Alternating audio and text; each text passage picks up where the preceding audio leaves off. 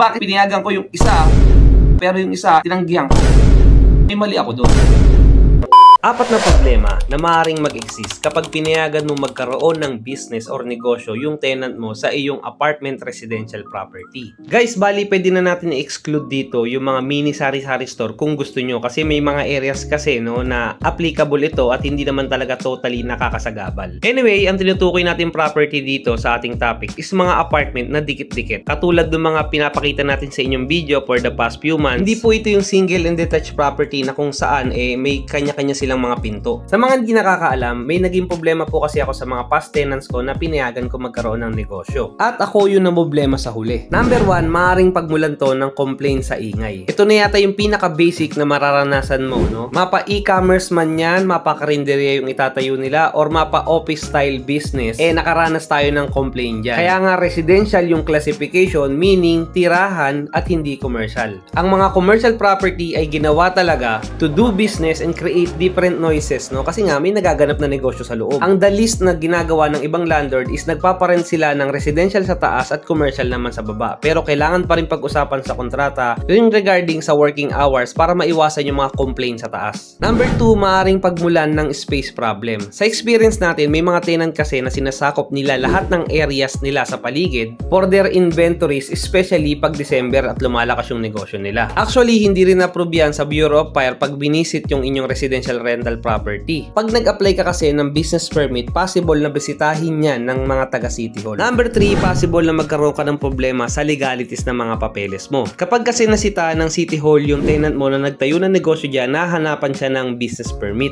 Kapag wala siyang naipakitang business permit, i-require siya ng City Hall para mag-apply nito. Ikaw naman na landlord, instead na hindi ka na namumblema, magpo-provide ka patuloy ngayon ng mga dokumento regarding sa hihingin ng City Hall sa'yo. In some cases, ang gusto pa ng LGU is commercial yung pinaparent mong property bago tayuan ng business. Although nagagawa ng paraan yan, no? Pero hindi pa rin natin suggested na gawin yan dahil bukod dyan, marami pa rin problemang maaaring mag-exist. Katulad na lang, paano kung nagkasunog dyan or nagkaroon ng disgrasya sa negosyong ginagawa niya, malaking posibilidad bilang landlord, ikaw ang tatanungin at kukwestiyonin ng LGU regarding sa nangyaring disgrasya or sunog dun sa tinatayong business ng tenant mo. Number 4, maaaring panggalingan to na sunog. Kadalasan, yung tenant mo na nagdinegosyo dyan ay magpapasok ng sandamakmak na inventory sa apartment, especially boxes and light materials. Dahil sa ganyan mga factors, malaki ang risk na magkasunog at mabilis kumalat ang apoy. Hindi nakadesign ang apartment para lagyan ng hundreds or minsan pa nga thousands of inventory. At kung sakasakali nga na magkakasunog yan, wag naman sana, no? Ikaw naman yung madadali na naman ng City Hall. Bakit mo pinayagan mag-business yan? Sa lahat ng problemang nabagit ko kanina, yung pinaka main problem mo talaga dyan, no? Yung lagi mo ma-experience is yung complaint sa ingay na malilikha. Kasi kung e-commerce business yan at medyo lumalakas na yan, sobrang ingay po kasi pag nagpapakyan ng mga parcel. Madalas dyan gamitin yung packing tape. Sobrang ingay po kasi nun pag nagpapaka ng isang box. Hindi pa kasama dyan yung paglabas-masok ng mga courier, kakatok dito, kakatok doon. At ang madalas pa na nadidisturbo dyan ay yung mga unit na hindi naman talaga kasama dun sa negosyo niya. Sabi ko nga kanina, okay lang sana kung single attached yan o kaya single detached na may sari-sariling pinto. Kaso yung pinag-uusapan po kasi natin dito is mga apartment with multiple units na halos magkakatabi yung mga pintuan nila. Pag office naman yung tinayo dyan, may ingay pa din. Yung first year tenant ko noon, naalala ko, pinayagan ko yung magkaroon ng office. Tahimik lang daw sila sa umpisa. Ako'y tahimik lang sa umpisa.